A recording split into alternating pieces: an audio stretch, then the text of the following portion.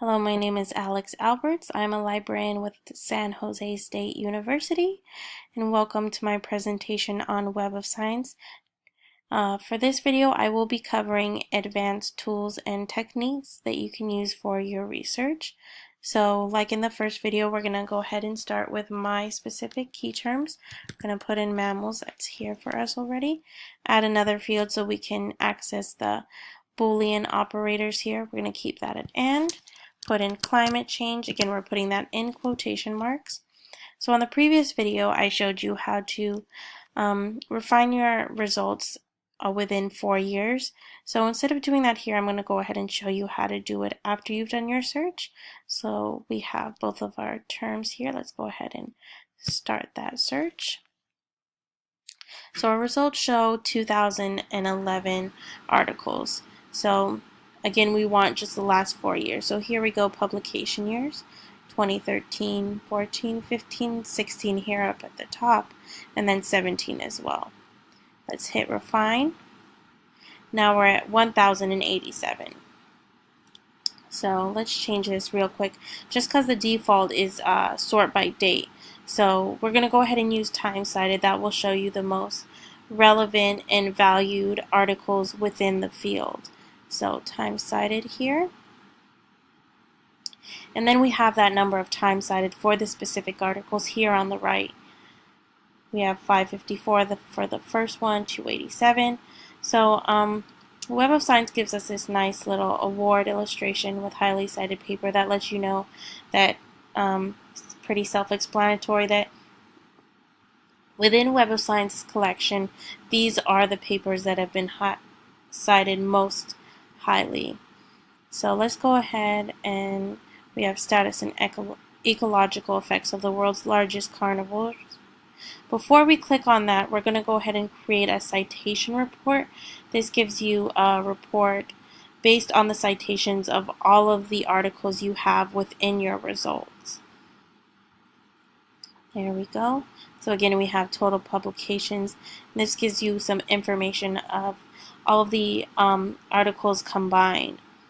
So what I like here is this graph here. So this shows you of all the articles combined where the largest number is within the 4 years that we've selected. Of course, 2018 doesn't have any yet because we have not gone into 2018.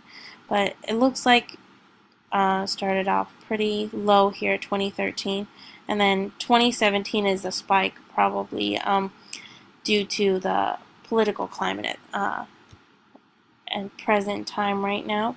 So it looks like people are really interested in climate change and how that affects mammals in 2017 right now.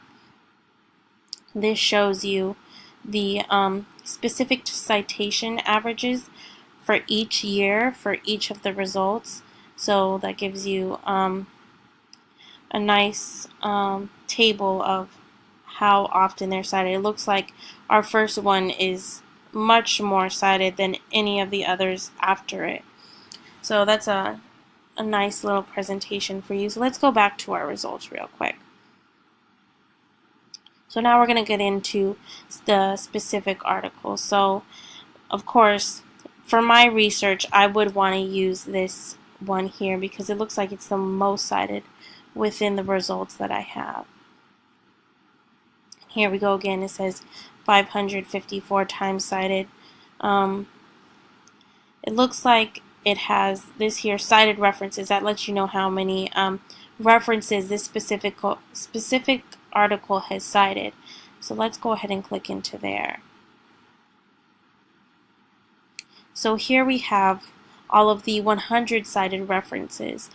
If you found this article or any other article to be extremely relevant to your research, this is a nice tool to access because then you can find the sources that that article has cited, which could lead you to even more sources that could be relevant to you.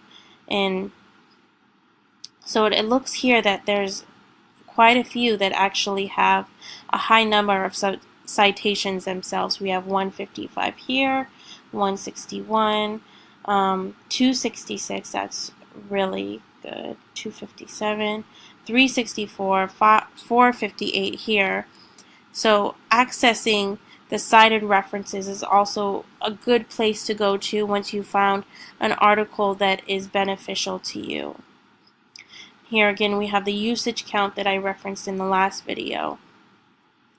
So if you're looking for articles that are extremely relevant in the field today, Web of Science is clearly going to be the one that you'll want to access, and especially time-cited. I can't stress more how useful that is, and especially this cited references here that could help you locate further sources and information that would be beneficial to you. So that wraps up our advanced tips and techniques. I hope this helps you in your research. Thank you for watching.